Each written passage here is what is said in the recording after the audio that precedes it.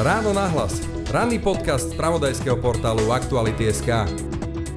V štúdiu je so mnou historička Hana Kubátová z Fakulty sociálnych vied Univerzity Karlovej v Prahe, ktorá napísala knihu o kresťanskom nacionalizme a holokauste na Slovensku, a teda vyšla aj v angličtine, aj v slovenčine. A ide o nový pohľad na slovenský štát cez vidiek, konkrétne na východnom Slovensku. Vítajte. Ďakujem za pozvanie.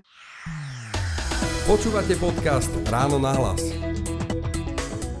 Je tu tretí ročník odovzdávania cien Orange Podcast Roka. Oceňovanie top slovenských podcastov na základe hlasovania poroty a najmä vás, poslucháčov. Hlasujte už teraz na podcastroka.sk a ste v žrebovaní o nový mobil. Exkluzívnym partnerom je Orange. Partnermi kategórií sú Asset, Televízia Joj, Alef, Fanrádio, Nehnuteľnosti.sk, Autobazar EU, Started Up, Cinemax, Aktuality.sk, Magnézia a Okto Digital. Počúvate podcast Ráno nahlas. Pani Kubátová, ja som v tej knihe vašej o kresťanskom nacionalizme sa dočítal vlastne o tom, že my si tak idealizujeme vidiek. Aj ten slovenský štát, ktorý ste skúmali, idealizoval vidiek v protiklade voči tomu nejakému skazenému, dekadentnému mestu. A vy to tam vyvraciate, že ten vidiek nebol taký, povedzme, morálne neskazený, idealistický. Viete povedať konkrétne, na čom sa to dá dokázať? No ešte možno predtým jedna vec, že to, čo ma vlastne motivovalo k tomu sa venovať východnému Slovensku, bolo vlastne, ako politici často hovoria, že vlastne musia sa obracať na tie regióny, že vlastne chodia do tých regiónov, vlastne keď prehovárajú, tak prehovárajú k tým obyčajným ľuďom, ktorí údajne nežijú v tých mestách. A vlastne tí sú tí, ktorých potreby chcú predovšetkým splniť. A mám pocit, že to vlastne vidíme skrz dejiny a že sme to určite videli vlastne aj v slovenskom štáte, ako vlastne politici prichádzali na východné Slovensko aj do iných regiónov, ale predovšetkým ma zaujalo teda to, ako vlastne rôzni ľudácki politici prichádzali na ten vlastne východný kút republiky a čo hovorili ľuďom. Jednakže prečo tam vôbec prišli, ako často tam prišli, kým boli zvítaní a ako vlastne prezentovali tú svoju politiku ďaleko od toho centra. A oni často sa vlastne vzťahovali, a tým už sa snáď dostávam k vašej otázke, k tomu, že vlastne teda prichádzajú na okraj republiky, ktorý je zanedbaný, ktorému sa nikto nevenuje, a oni sú konečne tí, ktorí teda vypočujú potreby obyvateľstva. No a zároveň vlastne hovorili o tom vidieku ako o tom, kde sú tie korene toho národa, štátnosti, ktoré je ešte neskazené, ktoré je skutočné. Vlastne ako keby pozitívne teda prehovárali k ním, nielen v tom zmysle, že teda vypočujú. Áno, oni vlastne reálne išli si vypočuť, že čo tí ľudia na tom vidieku, na tom východe Slovenska chcú. Áno, a zároveň vlastne pekne povedali, že vlastne my si vás vážime, my prichádzame, pretože vlastne my nie sme ako keby úplne predstavitelia centra, ale chápeme, že vy ste tí, ktorí by pre nás mali byť vzorom. Áno, a mierim k tomu, že čo tí ľudia na tom východe naozaj chceli, že čo sa vlastne ukázalo, že čo tí bežní dedinčania na tom východe vlastne od tých politikov chceli. No a podľa mňa nechceli nič iné, ako by chceli ľudia v tom meste. Že vlastne chceli, aby politici vypočuli ich potreby, to áno, ale zároveň vlastne k ním prehovárali a mali ako keby požiadavky, ktoré má každý iný občan. A to bolo vlastne, aby boli vlastne vnímaní, aby boli bráni vážne a aby vlastne ich konkrétne problémy niekto vyriešil. A v tom vlastne tí dedinčania vlastne sú ako keby idealizovaní ešte v jednom možno zmysle. Že sa vlastne o dedinčanoch hovorí, že úplne ako keby, alebo roľníkoch, že úplne vlastne ako keby nesledujú politiku. Nie, že sú príliš ako keby ďaleko od tej kuchyne politiky. Niektorí to aj používali, keď písali predstaviteľom režimu. No ale myslím si, že tá moja kniha ukazuje, že to tak celkom nebolo. Že sledovali, vedeli, na koho sa obrátiť a vedeli, čo chcú. Mierim tam, zacitujem vlastne z vašej vlastnej knihy, že čo niektorí tí ľudia, tí obyvatelia chceli. Že napríklad, keď odvážali Židov, deportovali ich, tak píšete, že boli aj takí, ktorí trpezlivo čakali na dražby židovského majetku alebo na možnosť vyrabovať majetok po deportovaných. A tu píšete, po zotmení často až do skorých ranných hodín sa zhromažďovali skupiny ľudí, aby sa prehrabávali vo zvyškoch majetkov svojich bývalých susedov. Privlastňovali si prikryvky, vankúše a iné osobné veci veci, ktoré zostali po deportovaných. No, a tak to bolo.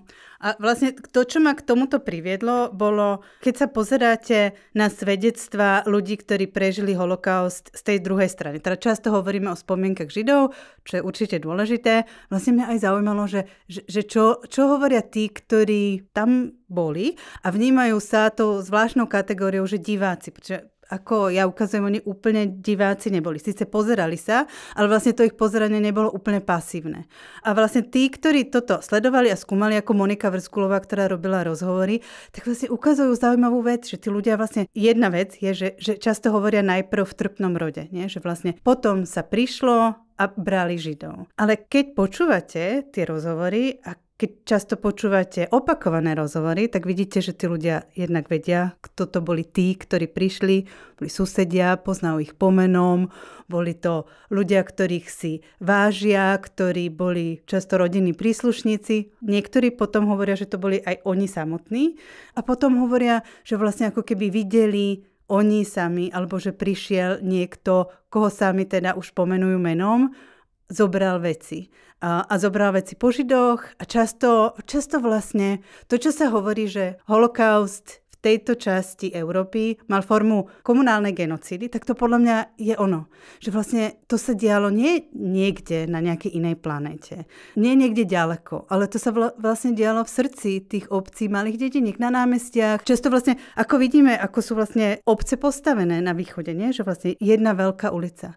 Tí ľudia popisujú to, že vlastne bezprostredne videli, ako pre Židov teda prišli, ako ich odviezli a čo sa dialo potom. A často to, čo sa dialo potom, je skoro paralelne s tou deportáciou. Ľudia sa hádajú a Židia sedia vlastne na tých improvizovaných rôznych vozoch, ktoré ich majú odviezť na stanicu a tam prebieha boj o židovský majetok. A často taký ten malý majetok. Áno, pred ich očami sa vlastne ich susedia hádajú o ich majetok. Áno. A to je vlastne to, prečo podľa mňa ten holokaust je vlastne komunálny, je intimný. A preto je to podľa mňa ťažké tak na Slovensku vyrozprávať. Pretože to nebolo niečo, čo sa niekde dialo. Akokoľvek si to chceme tak možno niektorí pripomínať.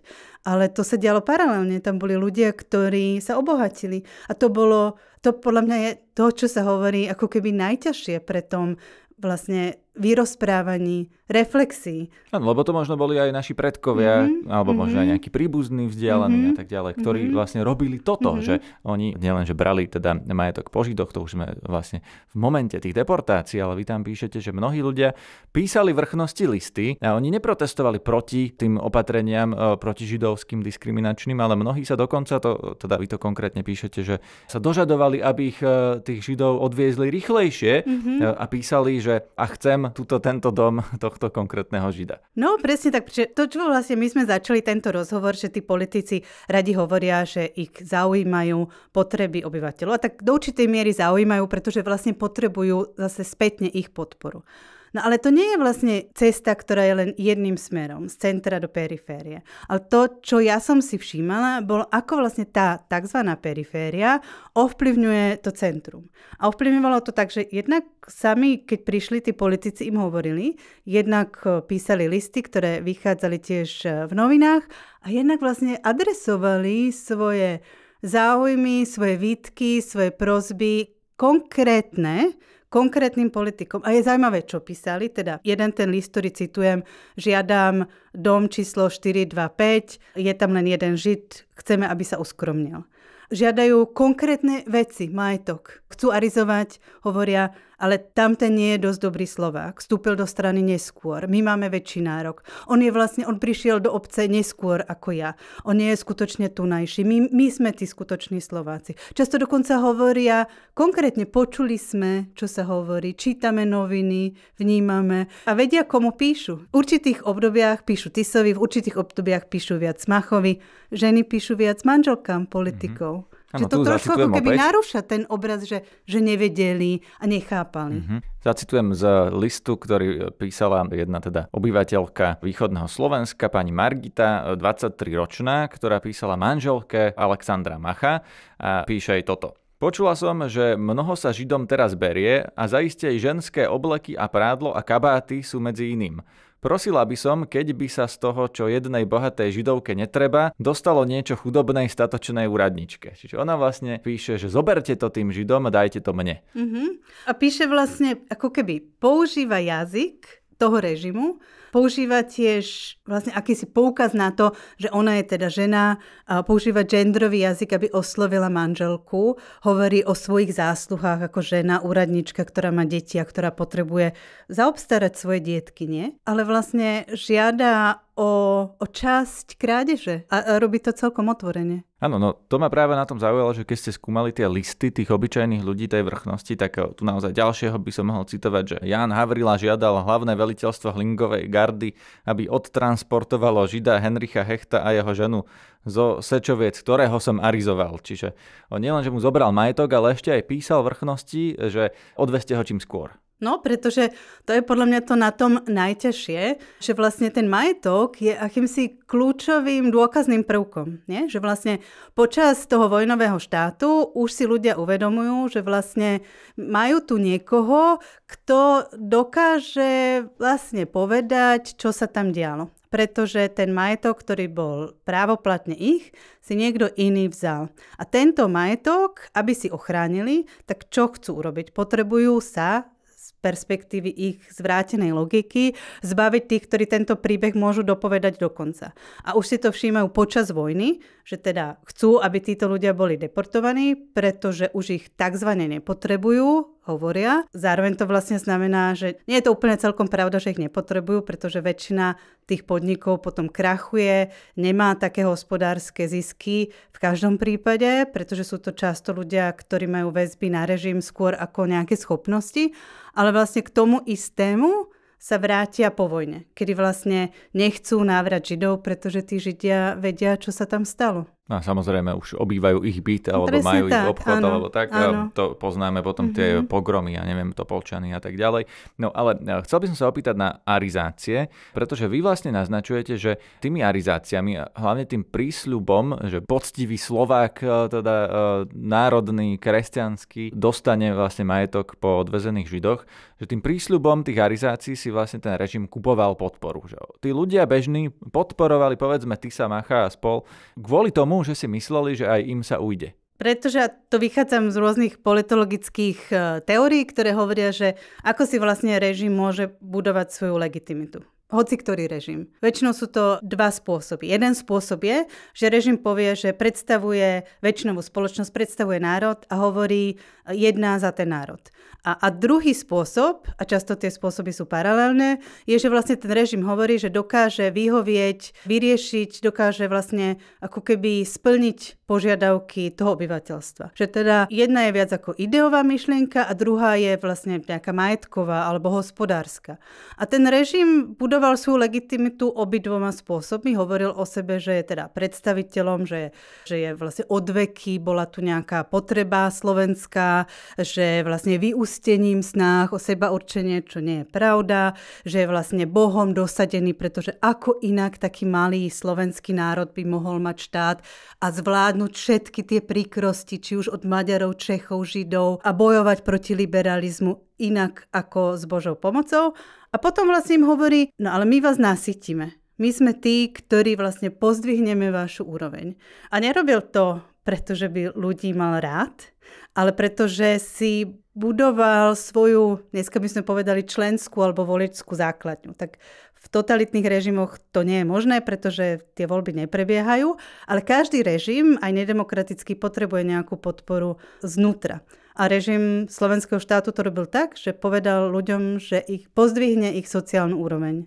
A robil toto pozdvihnutie robil na úkor židovského obyvateľstva. No, ľudia tomu rozumeli, podľa tých listov to vidíme, ľudia že tomu presne vedeli, rozumeli. odkiaľ ten majetok má prísť. Ale toto nebolo odsúdené na zlyhanie, pretože toho židovského majetku jednoducho nebolo dosť na to, aby nasytilo všetkých, ktorým to ten režim sľúbil. No, to je dobrá otázka, pretože vlastne my tam vidíme rôzne roviny, že ten režim vlastne hovorí, že ich nasytí. A samozrejme už nepovie to, že väčšina slovenských Židov žije práve na východnom Slovensku, Slovensku, ktorí sú ešte často vlastne v horšom postavení ako majoritné väčšinové obyvateľstvo. Sú to často Židia, ktorí sú náboženskí, ortodoxní, ktorí vlastne žijú v horších vlastne socioekonomických podmienkach a vlastne komu ako keby brať. No ale režim vedľa toho ide svoju vlastne propagandu, kde vlastne zveličuje ten podiel Židov na majetku, v podnikoch, vlastne vo všetkých profesiách. Hovorí o tom, že Židia majú viac, že razí takú tú tézu, že je tu nejaká menšina, ktorá je nám negatívne naklonená, ktorá dokonca vlastne proti nám bují, ktorá nielenže vždycky stála na strane Čechov alebo Maďarov, ale vlastne tiež svojou politikou, svojim prístupom ožobračovala slovenský ľud, či už krčmami, dávala na úrok, ten úrok bol príliš vysoký, sú to vlastne démoni, nie sú to kresťania, v Talmude majú, že kresťanov treba zahubiť. Vytvorí ako keby takýto obrázok o tých Židoch, o tých mocných, ktorý je v rozpore s realitou a potom tým istým ľuďom povie, tak táto predstava Židov vám zaručí, keď budete nás podporovať lepšie podmienky. No ale nestalo sa to, lebo nebola to realita, bolo množstvo na Slovensku chudobných Židov, čiže moja otázka bola, že či to nebolo ten režim vlastne ako taký odsúdený na zlyhanie, pretože jednoducho nevedel doručiť to, čo tým ľuďom nasľuboval a tí ľudia sa toho v tých listoch dožadovali a skončilo to tak, že sa tam potom bili o prikryvky, pretože vlastne nič iné po tých Židoch nedostali. Asi áno, tak otázka je, že či vlastne my to dokážeme takto spätne povedať, že od začiatku bolo jasné, že ten režim zlyhá, pretože ten režim vstúpil do dejín, aj padol v dejinách s nacistickým Nemeckom. A od toho bol závislý. Mohli by sme asi povedať, že každý režim, nedávno vyšlo také špeciálne číslo Journal of Democracy, jeden z najvýznamnejších politologických časopisov, ktorí hovoria, že vlastne všetky režimy padajú z tou demand side, že vlastne ako keby ponúkajú ľuďom, nie sú to schopní dodržať a vráti sa im to aj autoritatívne nedemokratické režimy. Takže asi v tom veľkom pohľade áno, každý režim je závislý na to, aby splnil nejaké požiadavky, najmä ak si ich sám kladie. Ale režim slovenského štátu tiež bol vyslovene závislý od podpory nacistického Nemecka a bolo dôležité, ako sa bude viesť Nemecku na fronte od toho, kedy ten režim spadne. Vy vlastne naznačujete v knihe, že ten režim bol aj do nejakej miery skorumpovaný, lebo ono vlastne títo ľudia videli, že kto tie podniky, povedzme, alebo nejaké majetky dostáva. A mňa tam najviac zarazilo, že naozaj najviac majetku, alebo najviac napríklad polí dostali príbuzní najvyšších predstaviteľov režimu. Je to tak? Predstavitelia režimu, ľudia, ktorí boli členovia strany a gardy, ktorí mali osobné väzby a prechádzal to zase celým politickým spektrom od sestry Jozefa Tisu po rôznych vlastne manželky rôznych politikov, pretože politici nemali mať prístup k karizácii, tak to robili skrze svoje manželky. Zase vec, ktorú vidíme dodnes. A takýmto spôsobom sa vlastne na tej protižidovskej politike obohatili vlastne tí, ktorí to v podstate nepotrebovali, pretože už vtedy sa mali dobre. Ak by sme teda pristúpili na tú zvrátenú logiku, tak by sme povedali, že vlastne tá arizácia slúžila tým už vtedy mocným. A vidíme to, vlastne vy ste to povedali aj v tej otázke, že prečo tie arizácie boli neúspešné, to hrozné tak povedať, ale neúspešné aj z toho ekonomického hľadiska. Boli pretože to dostávali pod svoju správu ľudia, ktorí nemali absolútne žiadnu skúsenosť, ktorí vlastne nikdy nerobili v tom odbore. Často ich to vlastne ani nezaujímalo tá práca, ale chceli sa k nemu dostať. A chceli sa k nemu dostať aj prostredníctvom tých, že využívali ten nepotizmus, že hovorili, koho oni poznajú, nie svojich ľudí. A že vlastne hovorili, tak ja poznám toho, napíšem tomu. Často používali tých politikov na tej strednej úrovni, aby dostali svoj podiel. Vlastne vzťahovali sa k ním, hovorili, ako dlho sú v strane, ako hovoria po slovensky, ktoré noviny odoberajú, ako všetci zdravia na stráž. Často sa bili medzi sebou aj národnostné skupiny. Že Nemci si tiež požadovali, tak prečo by sme my nemali dostať? A Slováci hovorili, no a my sme tu doma. V tých Sečovciach, ktorými tá kniha začína, tiež vlastne často ľudia hovorili, no ale tento sem prišiel, až keď sa stávala Oravská priehrada. Ten nie je skutočne ako tamojší. hádali sa medzi sebou. Ale podstata nebola ako keby zlepšiť postavenie, ale vlastne využiť ten režim svoj prospech a ten režim bol skrz korumpovaný a vlastne slúžil sám sebe. Áno, a tým príkladom, teda aby to ešte raz zaznelo, je, že napríklad sestra Jozefa Tisa dostala pozemky, pán Tuka Vojtech, ktorý teda tiež tam píšete, že získal pozemky minister Gejza Fritz. Áno, a my v dnešnej atmosfére tiež vieme, že niektorí cirkevní politici tiež dostávali majetok. Vrátane Vojta Šáka. Áno, k tomu ste sa my vlastne vyjadrili aj do podcastu, ktorý už vyšiel nedávno, kde ste reagovali na arcibiskupa Bernarda Bobera, ktorý vlastne túto historickú etapu na Slovensku relativizoval. To si môže vlastne každý dohľadať v podcaste Ráno nahlas, čiže nebudem sa vrátiť k tomu istému, ale zaujíma ma, že vy hovoríte vlastne o slovenskom štáte ako takom udavačskom štáte, že tých údaní, ktoré ľudia písali, lebo skúmali ste nielen listy vrchnosti, ale aj údania, ktoré tí ľudia písali, že ich bolo toľko, že ich úrady ani nestíhali spracovávať. Tak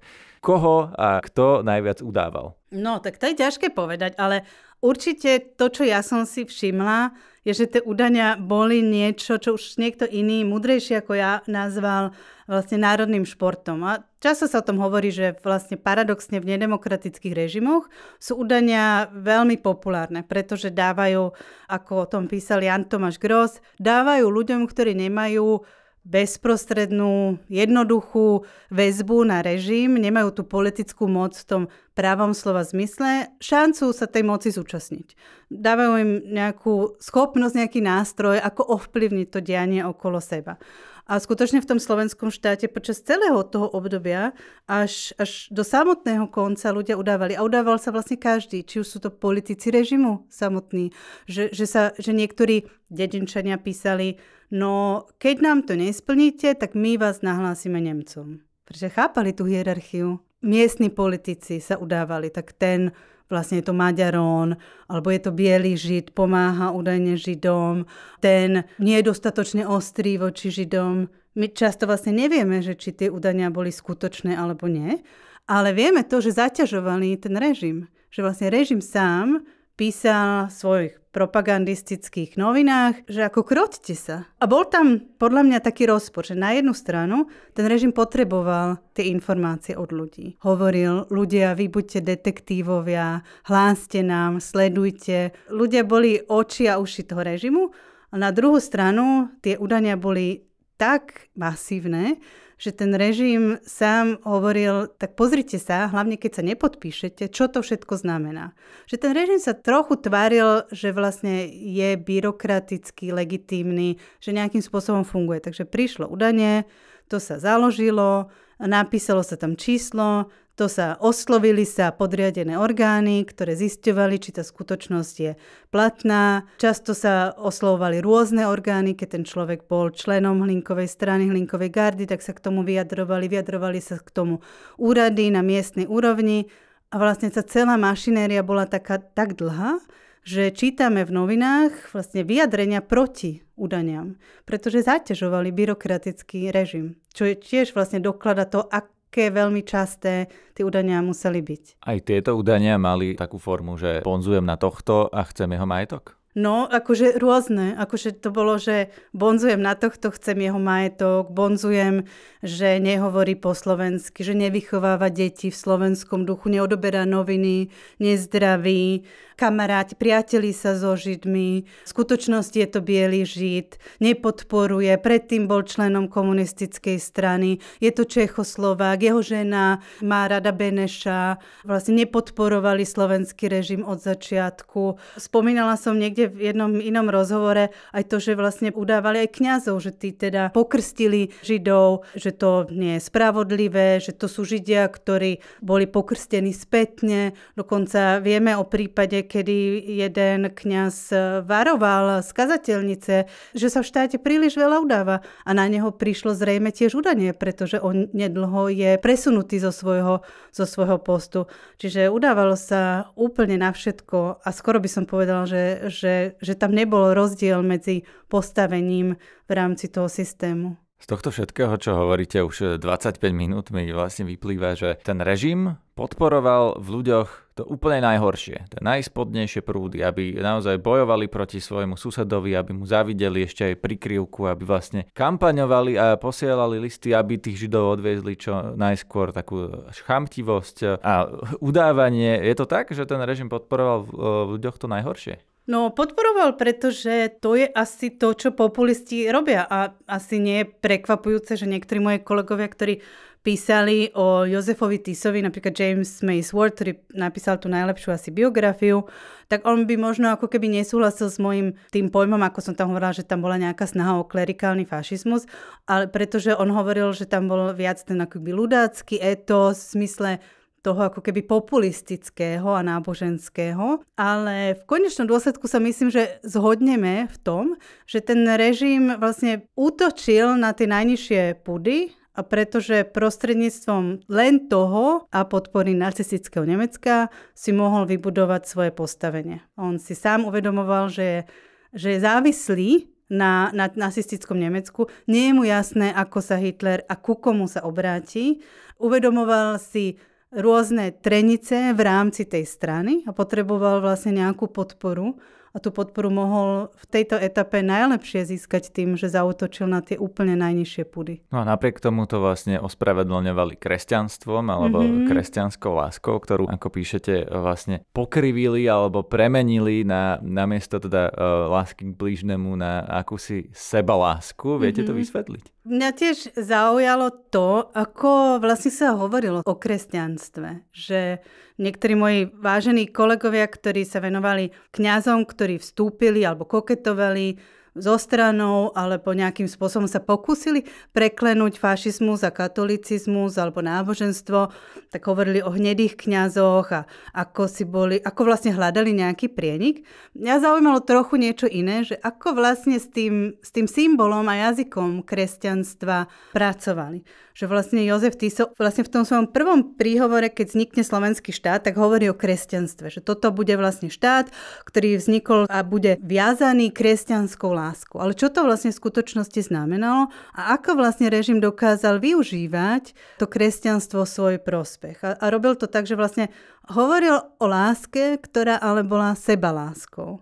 Hovoril o miluj, a teraz nie blížneho svojho, ale predovšetkým sama seba, pretože ten argument bol, že vlastne slovenský národ je ten titulárny národ, ktorý má právo a tým pádom by mal získať vlastne postavenie a všetko, čo majoritnej spoločnosti patrí. Takže tá láska bola sebaláska. Miluj najprv seba samého a milovať, ako môžeš najlepšie, tá zvrátená logika hovorila, inak ako tak, že sa zbavíš svojho nepriateľa. Žida, Róma, Čecha, Maďara. Spomenuli ste hnedých kňazov, teda tých, ktorí prepájali tie náboženské argumenty s tým fašizmom. Jeden, o ktorom píšete aj vy, o ktorom píše aj historik pán Sabo, je Ladislav Hanus.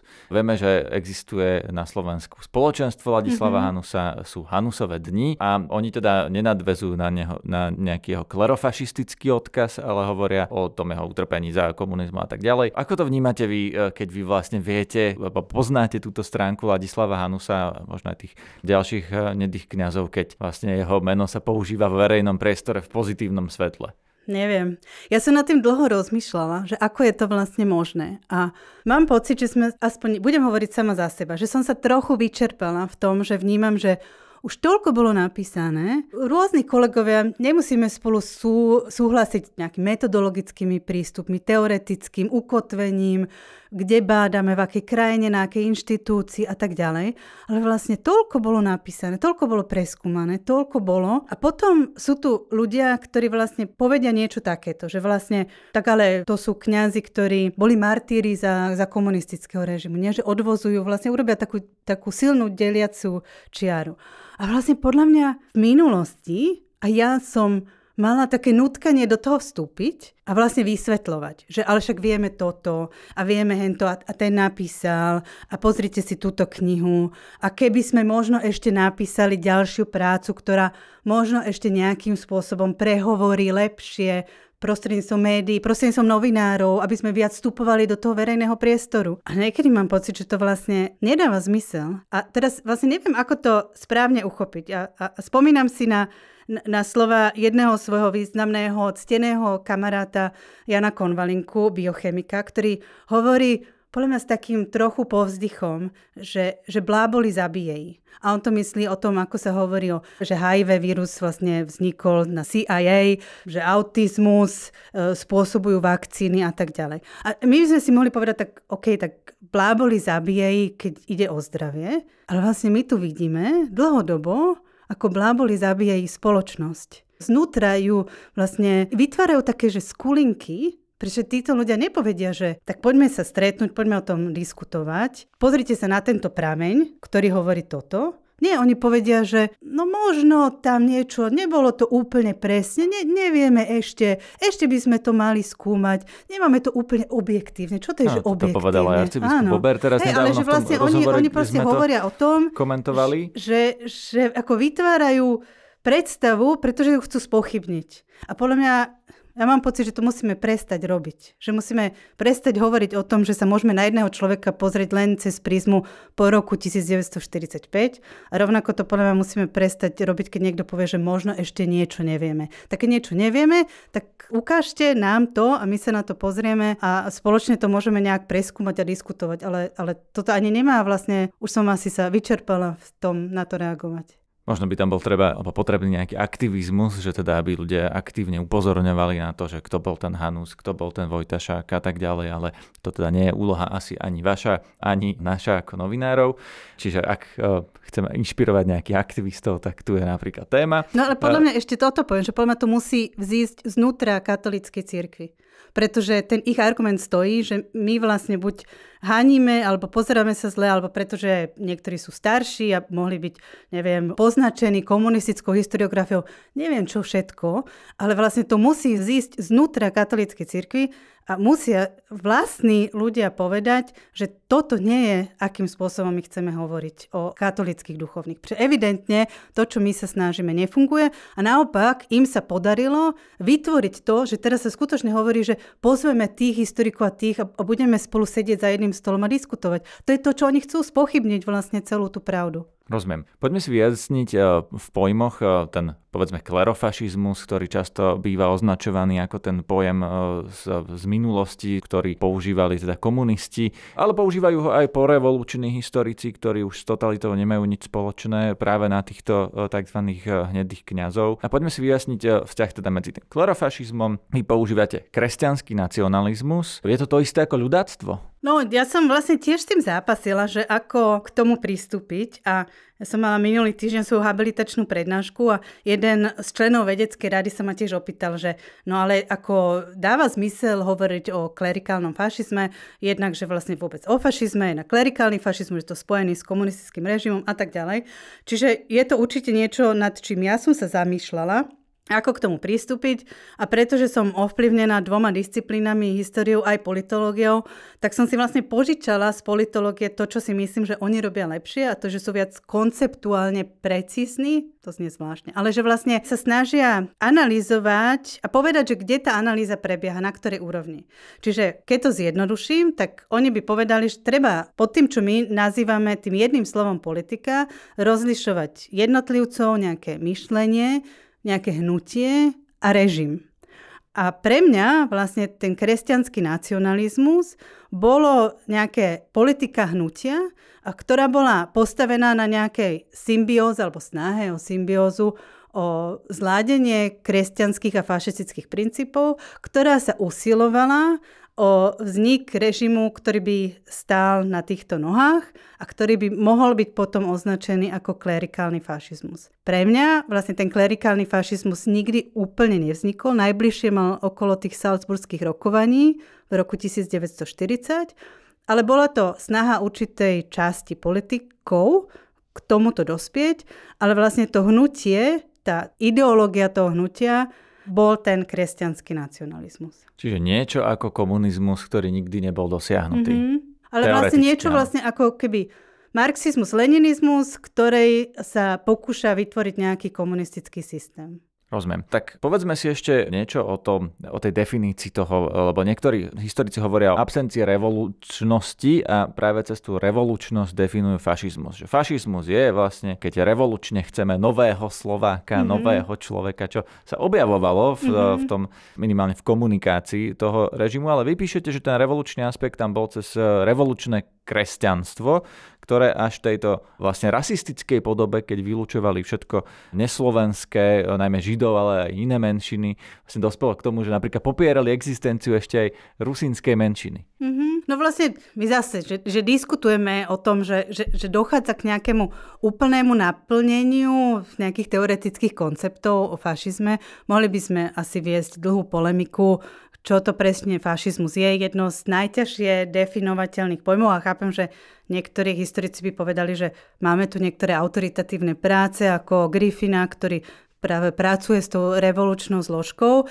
Ja som mala pocit, na základe toho, čo ja som skúmala, že tam bola snaha o pretvorenie spoločnosti práve na základe nejakého kresťanského nacionalizmu a snahe vytvoriť nejakého lepšieho nového Slováka, ktorý by vlastne stál na nejakých tradičných hodnotách, ale už by vlastne sme sa zbavili tých jeho moderných chýb, ktoré priniesol liberalizmus, komunizmus, moderná doba ako taká, mestá, a ktorý by vlastne bol novým človekom v novom režime. Takže pre mňa vlastne ten fašizmus je použiteľný pojem na to, čo sa ten režim snažil hlásať. Chápem, že úplne fašistický režim nedošlo k jeho naplneniu, ale to, že tam vlastne bola politika, ktorá bola na tomto založená, podľa mňa bola, áno. Teraz ste spomenuli niekoľko zásadných vecí, že tá ideológia ľudácka bola antimoderná, že teda proti liberálom a tak ďalej.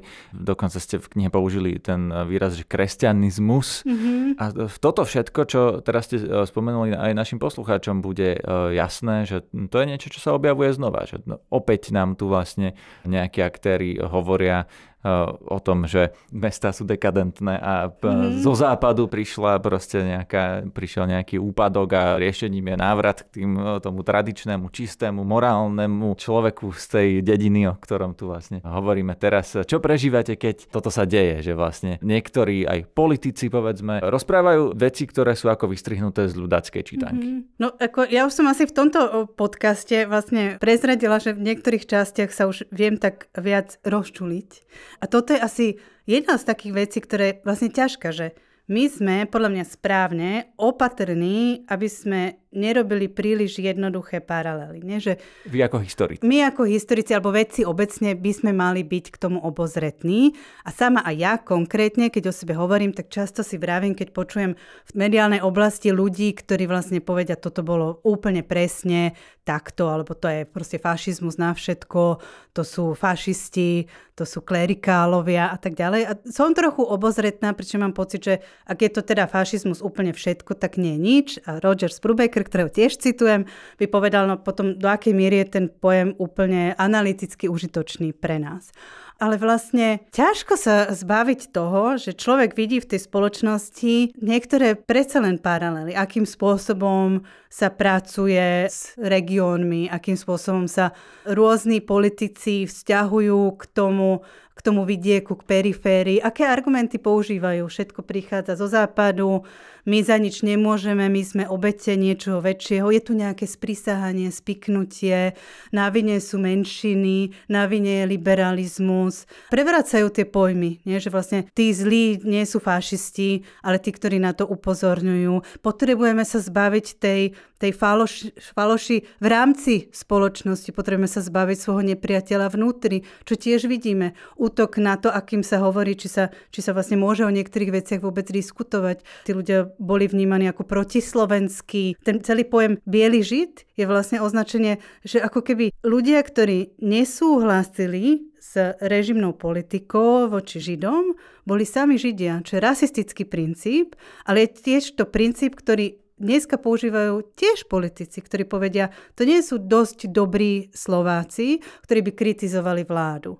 Alebo ako môžu toto povedať, však to potom nie sú skutoční vlastenci. Tak je to pre mňa ako frustrujúce niekedy a snažím sa vlastne, keď som teraz s tou knihou chodila po Slovensku a viac som bola v médiách, tak som sa snažila vlastne vyvarovať takým tým jednoduchým paralelám, ale zase to, že som ja sama súhlasila, že nechám malú dcéru doma a budem viac chodiť po Slovensku a hovoriť, vychádza z takejto frustrácie, že mám pocit, že možno skutočne musíme všetci viac zabrať, pretože sa tu deje niečo, čo je zhubné a čo už poznáme. Ďakujem za rozhovor. A ja ďakujem za pozvanie. Počúvate podcast Ráno na hlas. Je tu tretí ročník odovzdávania cien Orange Podcast Roka. Oceňovanie top slovenských podcastov na základe hlasovania poroty a najmä vás, poslucháčov. Hlasujte už teraz na podcastroka.sk a ste v žrebovaní o nový mobil. Exkluzívnym partnerom je Orange. Partnermi kategórií sú ESET, Televízia Joj, Alef, Fanrádio, Nehnuteľnosti.sk, Autobazar EU, Started Up, Cinemax, Aktuality.sk, Magnézia a Okto Digital. Všetky podcasty z spravodajského portálu Aktuality.sk nájdete na Spotify a v ďalších podcastových aplikáciách.